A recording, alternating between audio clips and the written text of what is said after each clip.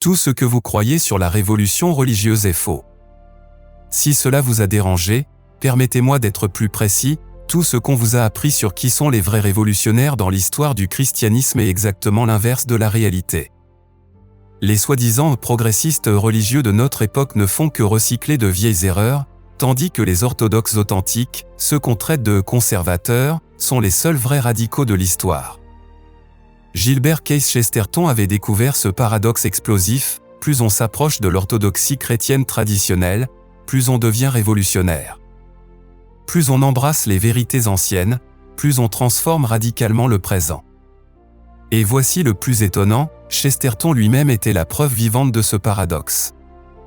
Voyez l'ironie de notre époque, nos révolutionnaires religieux modernisent l'Église pour qu'elle ressemble exactement au monde qui nous entoure. Ils adaptent le christianisme aux valeurs dominantes, aux modes intellectuels, aux courants sociaux du moment. En quoi est-ce révolutionnaire de ressembler à tout le monde ? Pendant ce temps, les orthodoxes maintiennent des vérités qui défient constamment l'esprit du temps. Ils proclament des mystères qui perturbent toutes les époques, défendent des principes qui révolutionnent chaque génération.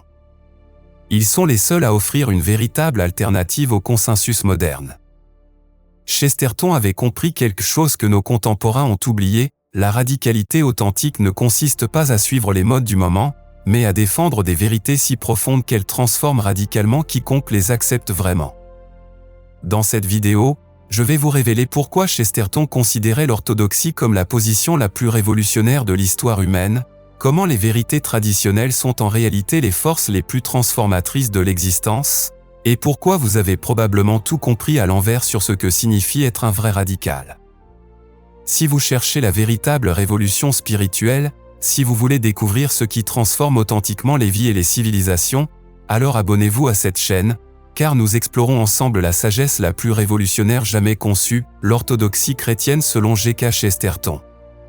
Préparez-vous à voir votre conception de la révolution religieuse complètement bouleversée.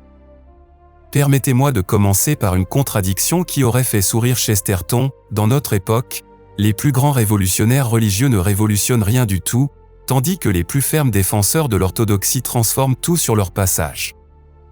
Regardez autour de vous. Observez ces mouvements progressistes qui prétendent révolutionner le christianisme.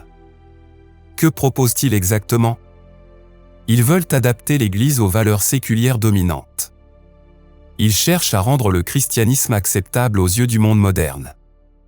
Ils édulcorent les mystères pour les rendre digestibles aux mentalités contemporaines. En quoi est-ce révolutionnaire ? C'est exactement le contraire. C'est du conformisme déguisé en rébellion.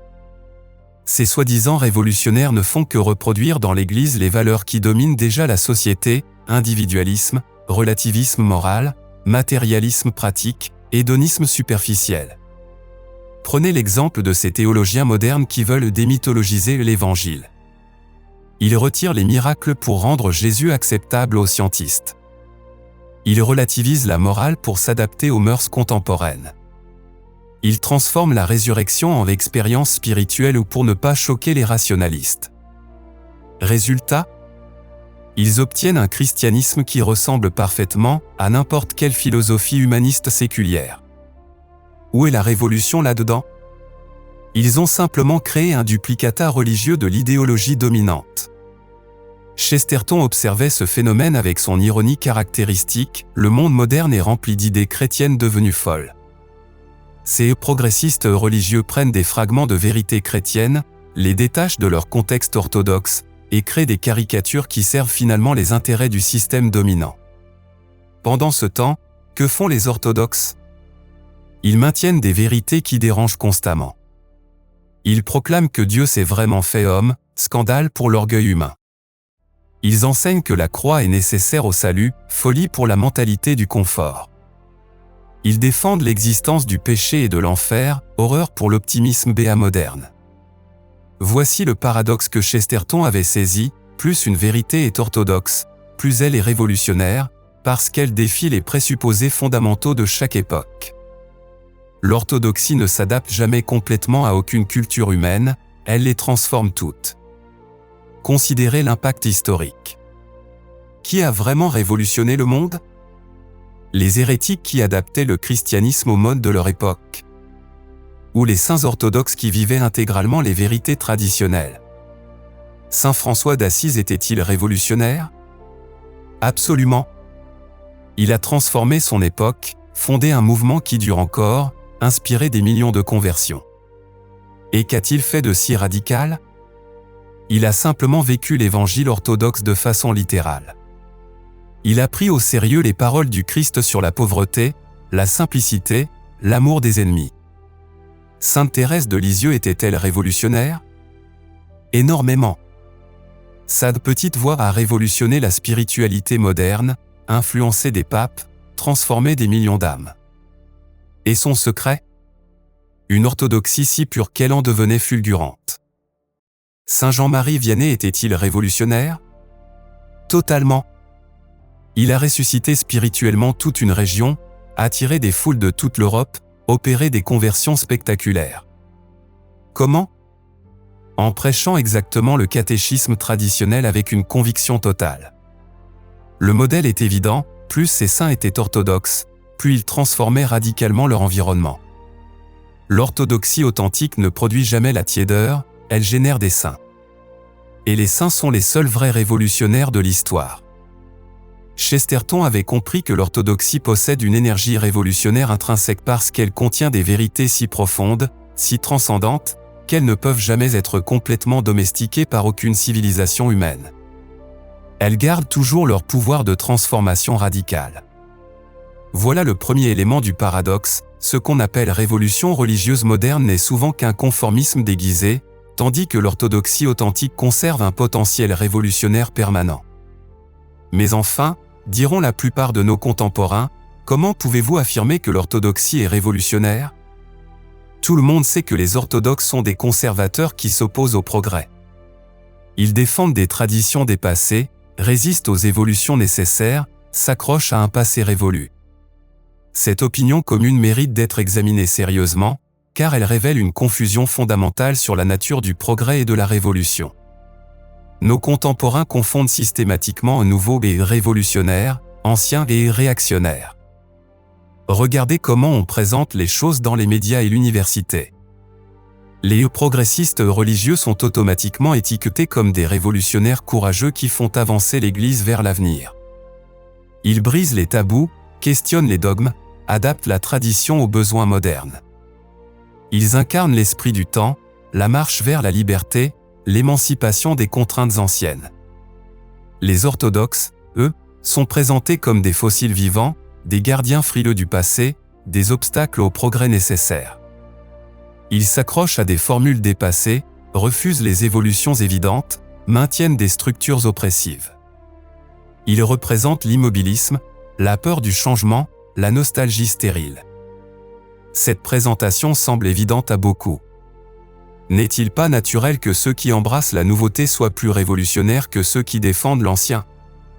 N'est-ce pas logique que l'adaptation au temps moderne soit plus progressive que l'attachement aux traditions? Chesterton lui-même reconnaissait la force de cette objection. Il comprenait pourquoi ses contemporains percevaient l'orthodoxie comme conservatrice et les innovations théologiques comme révolutionnaires. Mais il avait découvert que cette perception repose sur une illusion d'optique fondamentale. Premièrement, nos contemporains confondent récent avec révolutionnaire. Parce qu'une idée est nouvelle chronologiquement, ils supposent qu'elle transforme radicalement la réalité. Mais Chesterton observait que la plupart des nouveautés religieuses ne font que recycler de très anciennes erreurs. Le panthéisme moderne? Aussi vieux que les philosophies orientales antiques. Le relativisme moral? Pratiqué par les sophistes grecs. Le matérialisme spirituel? Présent dans toutes les décadences historiques. La divinisation de l'homme? Première tentation du Jardin d'Éden. Ces prétendues révolutions ne révolutionnent rien parce qu'elles répètent des schémas humains constants. Elles donnent l'illusion de la nouveauté en utilisant un vocabulaire contemporain, mais leur substance est profondément archaïque. Deuxièmement, l'opinion commune confond conformité sociale avec révolution authentique. Parce que les innovations religieuses s'harmonisent avec les valeurs dominantes de notre époque, on suppose qu'elles transforment la société. Mais c'est exactement l'inverse qui se produit. Quand l'Église adapte ses enseignements aux valeurs séculières dominantes, elle ne transforme pas le monde, elle se fait absorber par lui. Elle perd sa capacité de contradiction créatrice, son pouvoir de remise en question, sa force de transformation alternative. Un christianisme qui épouse parfaitement l'esprit du temps ne peut pas révolutionner cet esprit du temps. Il ne peut que le confirmer, le légitimer, le renforcer sous une couverture religieuse. Troisièmement, l'opinion commune ne comprend pas la nature cyclique de l'histoire. Elle imagine le temps comme une ligne droite où le nouveau est automatiquement supérieur à l'ancien. Mais Chesterton avait observé que l'histoire procède souvent par retour créateur vers des vérités oubliées. Les vraies révolutions consistent souvent à redécouvrir des principes fondamentaux que les époques de décadence avaient abandonnés. Le retour aux sources n'est pas un recul, c'est souvent le seul moyen d'avancer vraiment. Regardez la Renaissance, elle a révolutionné l'Europe en redécouvrant l'Antiquité classique. Les humanistes ont transformé leur époque en retournant vers des modèles anciens. Ils étaient révolutionnaires précisément parce qu'ils étaient conservateurs. Quatrièmement, l'opinion commune ne saisit pas la différence entre changement superficiel et transformation profonde. Elle confond l'agitation de surface avec le mouvement des profondeurs. Les innovations religieuses modernes modifient effectivement beaucoup de choses, liturgie, vocabulaire, pratique, structure. Elles donnent l'impression d'un grand mouvement. Mais transforment-elles vraiment les âmes? Génèrent-elles des saints? Créent-elles des civilisations nouvelles? L'orthodoxie, elle, peut sembler immobile en surface tout en opérant des transformations spirituelles radicales. Elle conserve les mêmes formes pour permettre les mêmes miracles de la grâce. Voilà pourquoi l'opinion commune se trompe, elle juge selon les apparences extérieures au lieu de mesurer l'efficacité transformatrice réelle. C'est ici que Chesterton fait une découverte cruciale qui va bouleverser notre compréhension de la révolution religieuse. Avec son génie habituel pour retourner les évidences, il nous révèle que nous avons tout compris à l'envers sur ce qui constitue vraiment une force révolutionnaire. Chesterton observait avec son humour caractéristique, les hommes modernes cherchent à être révolutionnaires en faisant exactement ce que fait déjà leur époque, seulement un peu plus fort. Il avait saisi l'absurdité fondamentale du progressisme religieux contemporain. Voici le retournement génial, les soi-disant révolutionnaires religieux ne révolutionnent rien parce qu'ils ne proposent aucune véritable alternative aux valeurs dominantes.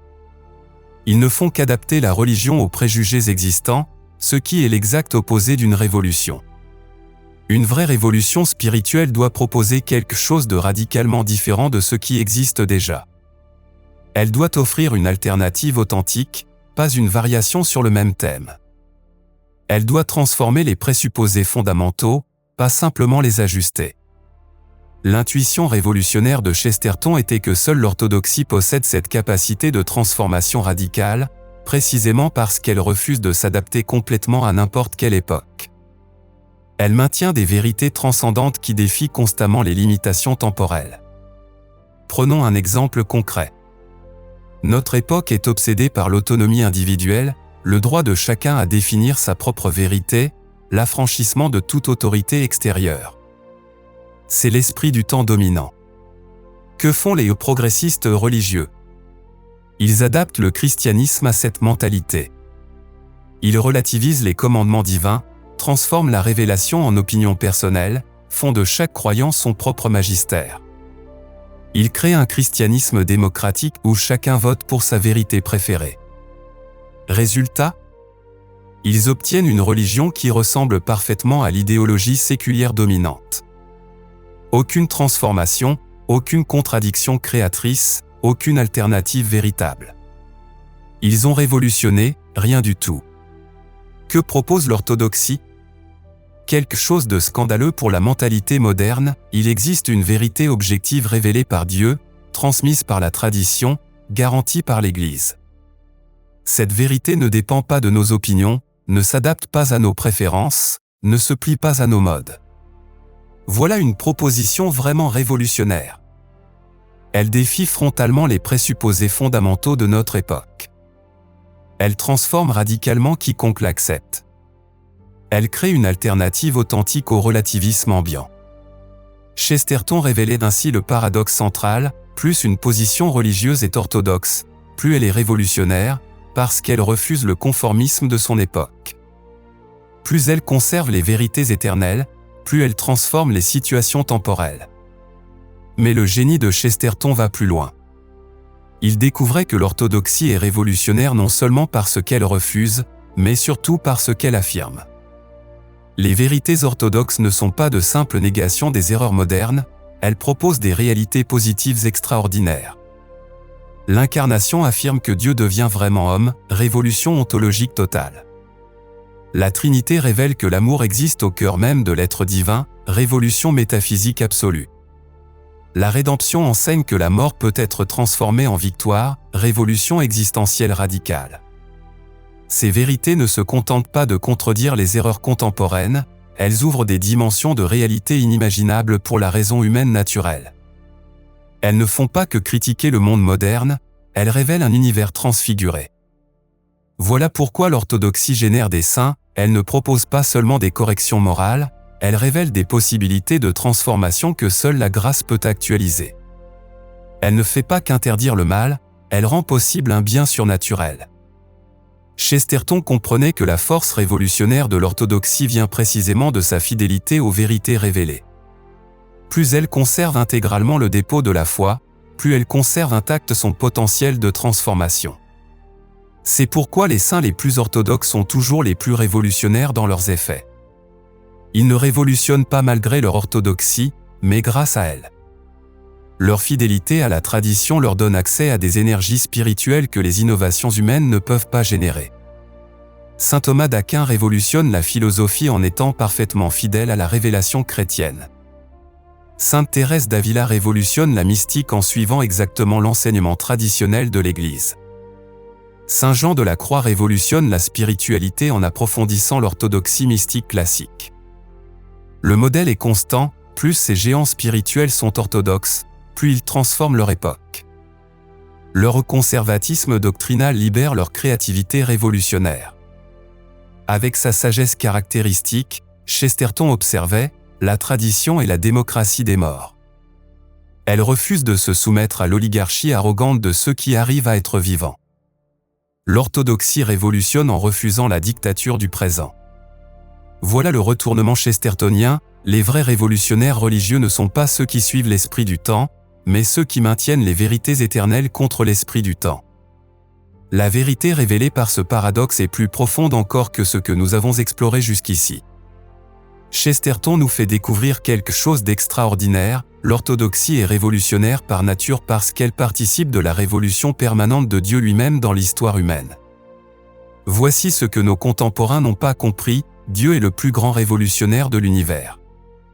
Non pas qu'il change, il est immuable, mais il transforme constamment tout ce qu'il touche. Son action dans le monde est perpétuellement révolutionnaire parce qu'elle transfigure la nature humaine de l'intérieur. L'orthodoxie chrétienne conserve intact ce pouvoir révolutionnaire divin précisément parce qu'elle refuse de l'altérer ou de l'adapter. Elle maintient les vérités révélées dans leur pureté originelle pour préserver leur efficacité transformatrice maximale. Chesterton avait saisi que chaque vérité orthodoxe est comme un explosif spirituel qui conserve sa puissance révolutionnaire à travers les siècles. Mais si vous modifiez la formule, si vous adaptez les composants, vous perdez l'explosion. Les innovations théologiques ne font souvent que désarmer ces charges révolutionnaires. Prenons l'exemple de l'Eucharistie. L'enseignement orthodoxe affirme la présence réelle substantielle du Christ dans les espèces consacrées. Cette vérité est d'un radicalisme absolu, Dieu se rend vraiment présent sous les apparences du pain et du vin, accessible à tous, transformant quiconque le reçoit dignement. Cette doctrine révolutionne complètement la condition humaine.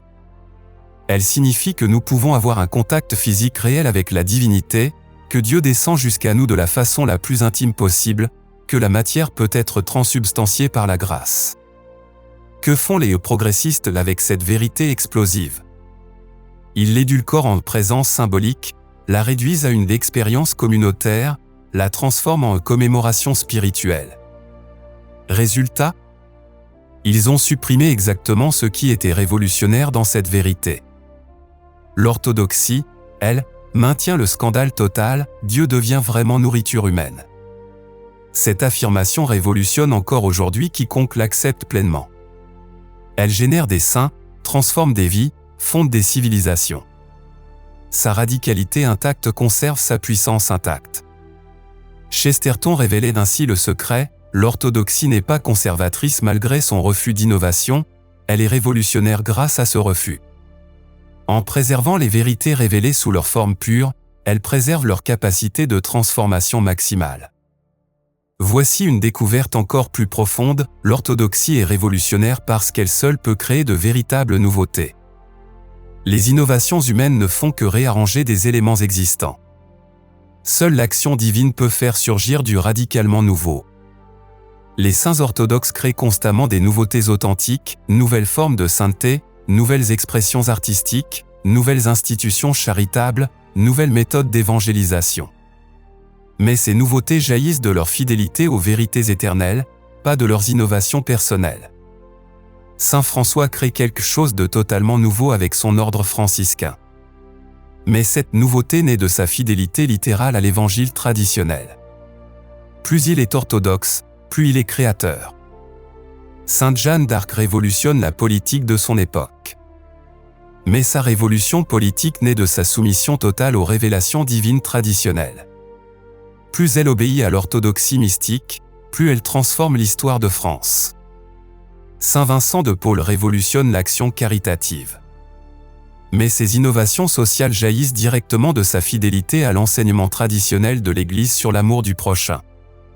Le modèle est universel, l'orthodoxie libère la créativité révolutionnaire parce qu'elle met les saints en contact avec la source divine de toute nouveauté authentique. À l'inverse, les innovations théologiques stérilisent la créativité en coupant le contact avec cette source transcendante. Elles prétendent créer du nouveau, mais ne produisent que des variations sur les erreurs déjà connues. Chesterton découvrait aussi que l'orthodoxie révolutionne par sa beauté intrinsèque. Les vérités révélées ne sont pas seulement vraies, elles sont belles d'une beauté qui transforme quiconque la contemple vraiment. Le mystère de la Trinité n'est pas qu'une vérité métaphysique, c'est la révélation d'une beauté divine qui transfigure l'intelligence humaine. L'incarnation n'est pas qu'un fait historique, c'est la manifestation d'un amour divin qui révolutionne le cœur humain. Cette beauté orthodoxe génère perpétuellement de l'art révolutionnaire, cathédrale gothique, polyphonie sacrée, mystique carmélitaine, théologie thomiste. Chaque époque découvre de nouvelles façons d'exprimer ces beautés éternelles. Les innovations théologiques, elles, produisent généralement une laideur spirituelle qui stérilise l'inspiration artistique. Elles remplacent le mystère par la banalité, la transcendance par l'horizontalité, la beauté par l'utilité. Voici la vérité cachée ultime que révèle Chesterton: l'orthodoxie est révolutionnaire parce qu'elle participe de l'éternité. Or l'éternité ne s'oppose pas au temps, elle le révolutionne de l'intérieur en lui donnant un sens infini. Plus une vérité est éternelle, plus elle a le pouvoir de transformer chaque moment temporel. Plus elle est universelle, plus elle peut révolutionner chaque situation particulière. Plus elle est transcendante, plus elle transforme radicalement l'immanence. L'orthodoxe le plus radical du monde est donc celui qui vit le plus intégralement les vérités éternelles révélées par Dieu. Maintenant que nous avons découvert pourquoi l'orthodoxie authentique est la position la plus révolutionnaire, la question devient pratique: comment vivre cette révolution orthodoxe dans votre existence quotidienne? Comment devenir vous-même un révolutionnaire spirituel authentique? Chesterton nous offre des clés concrètes pour transformer cette découverte intellectuelle en révolution personnelle. Parce que comprendre le paradoxe ne suffit pas, il faut l'incarner dans la réalité de votre vie. Si vous voulez devenir révolutionnaire spirituellement, commencez par accepter que l'orthodoxie chrétienne vous dérangera constamment. Elle contredira vos instincts naturels, défiera vos habitudes confortables, remettra en question vos évidences personnelles. Ne cherchez pas un christianisme qui vous rassure dans vos positions actuelles. Cherchez celui qui vous transforme radicalement. Plus une vérité orthodoxe vous met mal à l'aise, plus elle a probablement le pouvoir de vous révolutionner. Chesterton observait que nous préférons naturellement adapter Dieu à notre image plutôt que d'être transformés à la sienne. Mais la vraie révolution spirituelle consiste à accepter d'être remodelé par la vérité révélée, même quand cela bouleverse notre confort psychologique. Concrètement, quand un enseignement de l'Église vous dérange, au lieu de chercher immédiatement comment l'édulcorer ou le contourner, demandez-vous quelle transformation personnelle cette vérité veut opérer en vous. L'inconfort orthodoxe est souvent le signal d'une révolution nécessaire. Les révolutionnaires spirituels authentiques ne cherchent pas les grands gestes spectaculaires, ils vivent radicalement les vérités orthodoxes dans les détails quotidiens. Comme saint François qui révolutionna son époque en vivant littéralement l'Évangile dans chaque geste ordinaire. Votre révolution orthodoxe commencera probablement par transformer votre façon de prier, de travailler, de parler, de consommer, de vous reposer. Les saints révolutionnent le monde en sanctifiant leurs activités les plus banales. Chesterton comprenait que les vérités éternelles se révèlent souvent dans les réalités les plus simples. Un repas partagé avec gratitude devient révolutionnaire dans une société individualiste. Un pardon accordé sincèrement révolutionne une culture de ressentiment. Concrètement, choisissez une vérité orthodoxe qui vous inspire et trouvez 3 façons de l'incarner cette semaine dans vos activités ordinaires. La révolution authentique commence par ces petites fidélités quotidiennes. Pour être révolutionnaire spirituellement, vous devrez souvent résister aux pressions conformistes à l'intérieur même des milieux chrétiens. Parce que beaucoup de chrétiens contemporains ont inconsciemment adopté l'esprit du temps déguisé en religion. Méfiez-vous des christianismes qui ressemblent parfaitement aux valeurs dominantes de votre époque. Ils ne vous transformeront probablement pas, cherchez plutôt les enseignements qui vous offrent une véritable alternative aux mentalités ambiantes. Chesterton remarquait avec humour que les chrétiens modernes veulent souvent être raisonnables selon les critères du monde, alors que l'Évangile est glorieusement déraisonnable selon ces mêmes critères. Si vous voulez devenir un révolutionnaire spirituel, abonnez-vous à ce canal, nous explorons constamment les vérités orthodoxes qui défient l'esprit du temps pour transformer authentiquement les vies. Concrètement, identifiez un aspect de votre foi qui vous semble démodé ou politiquement incorrect selon les standards contemporains. Approfondissez-le plutôt que de l'édulcorer. C'est probablement là que se cache votre plus grand potentiel révolutionnaire. Chesterton avait découvert que les révolutionnaires spirituels authentiques rayonnent d'une joie particulière, la joie de posséder des vérités qui transforment vraiment l'existence. Cette joie orthodoxe devient elle-même révolutionnaire dans un monde désenchanté. Ne tombez pas dans le piège de croire que l'orthodoxie est triste ou répressive. Au contraire, elle libère la joie la plus profonde parce qu'elle met en contact avec la réalité la plus belle, Dieu lui-même. Votre révolution orthodoxe doit rayonner cette joie transformatrice. Les gens doivent percevoir que votre foi vous rend plus vivant, plus libre, plus lumineux. Cette joie contagieuse convertit plus efficacement que tous les arguments. Concrètement, cherchez quelle vérité orthodoxe vous remplit le plus de joie et partagez cette joie naturellement autour de vous. Laissez transparaître l'effet révolutionnaire que la foi authentique produit dans votre existence. Chesterton prévenait que les révolutionnaires spirituels authentiques seront souvent incompris, y compris par leurs contemporains chrétiens. Parce qu'ils proposent quelque chose de radicalement différent des attentes conventionnelles. Les vrais révolutionnaires orthodoxes ne cherchent pas les applaudissements du monde ni même l'approbation des tièdes.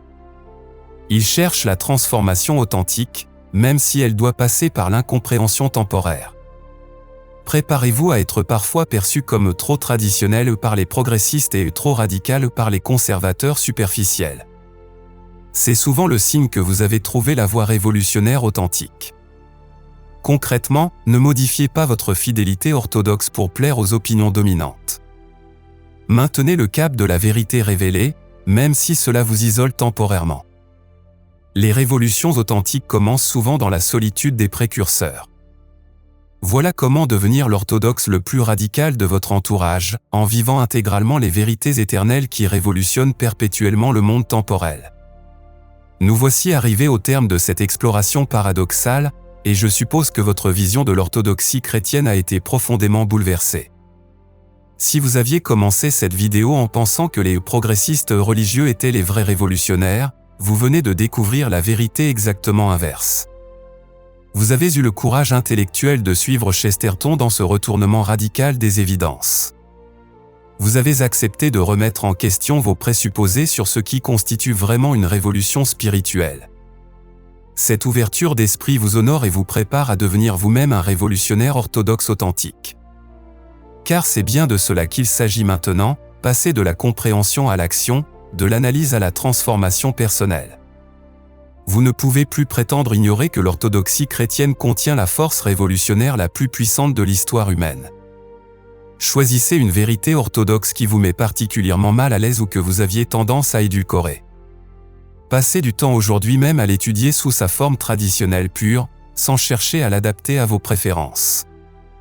Lisez le catéchisme, les pères de l'Église, les grands mystiques sur ce point précis. Acceptez d'être dérangé par la radicalité de cette vérité. C'est votre premier acte révolutionnaire orthodoxe. Identifiez 3 domaines de votre vie quotidienne où vous pouvez incarner concrètement cette vérité orthodoxe: vos relations, votre travail, vos loisirs, vos habitudes de consommation, votre vie de prière. Expérimentez comment cette vérité éternelle peut révolutionner vos comportements temporels. Notez les résistances que vous rencontrez en vous-même et autour de vous. Ces résistances sont le signe que vous touchez à quelque chose de vraiment transformateur. Élargissez cette révolution orthodoxe à l'ensemble de votre existence spirituelle. Réexaminez tous vos compromis avec l'esprit du temps. Identifiez où vous aviez inconsciemment adapté votre foi aux valeurs dominantes de votre époque. Opérez un retour radical vers l'orthodoxie intégrale. Acceptez de devenir différent, voire incompris, pour devenir authentiquement révolutionnaire. Mais votre transformation personnelle n'est que le commencement. Chesterton nous enseigne que les révolutionnaires spirituels authentiques deviennent naturellement des foyers de transformation pour leur entourage. Votre orthodoxie rayonnante va questionner, déranger, inspirer, convertir. Ne cherchez pas à convaincre par des arguments sophistiqués. Laissez la beauté et la joie de votre orthodoxie vécue parler d'elle-même. Comme le disait Chesterton avec son humour caractéristique, l'orthodoxie n'a pas besoin d'être défendue, elle a besoin d'être vécue. Votre simple fidélité aux vérités éternelles, votre joie orthodoxe, votre paix spirituelle dans un monde agité deviendront plus révolutionnaires que toutes les innovations théologiques modernes. Vous offrirez à vos contemporains exactement ce qu'ils cherchent sans le savoir, une véritable alternative aux confusions de notre époque. Permettez-moi de conclure avec la citation la plus révolutionnaire de Chesterton: « Le Christ fut le premier révolutionnaire du monde, le seul révolutionnaire qui est entièrement réussi. Il révolutionna non seulement la société, mais la nature humaine elle-même. » Voilà le secret ultime, l'orthodoxe le plus radical du monde n'était autre que Jésus-Christ lui-même. Plus il était fidèle à la volonté du Père, plus il révolutionnait l'histoire humaine. Plus il obéissait aux Écritures, plus il transformait l'univers spirituel. Votre orthodoxie n'est révolutionnaire que dans la mesure où elle vous configure au Christ, l'unique révolutionnaire parfait. Plus vous lui ressemblez par votre fidélité aux vérités qu'il a révélées, plus vous participez à sa révolution éternelle du monde. Cette orthodoxie révolutionnaire que nous venons d'explorer explique pourquoi Chesterton considérait la tradition comme la démocratie des morts. Dans notre prochaine vidéo, nous découvrirons ce paradoxe encore plus stupéfiant: comment les morts peuvent être plus démocratiques que les vivants, et pourquoi écouter nos ancêtres est plus libérateur que suivre nos contemporains. Si cette exploration vous a transformé, si vous voulez continuer cette révolution orthodoxe, si vous sentez que Chesterton a encore 1000 vérités révolutionnaires à vous révéler, alors abonnez-vous à cette chaîne et activez la cloche de notification. Parce que la plus grande révolution de votre existence commence peut-être par redécouvrir que les vérités les plus anciennes sont aussi les plus nouvelles, que l'orthodoxie la plus fidèle est aussi la plus libératrice, et que devenir révolutionnaire spirituellement signifie d'abord redevenir authentiquement chrétien. L'orthodoxe le plus radical du monde, c'est peut-être vous.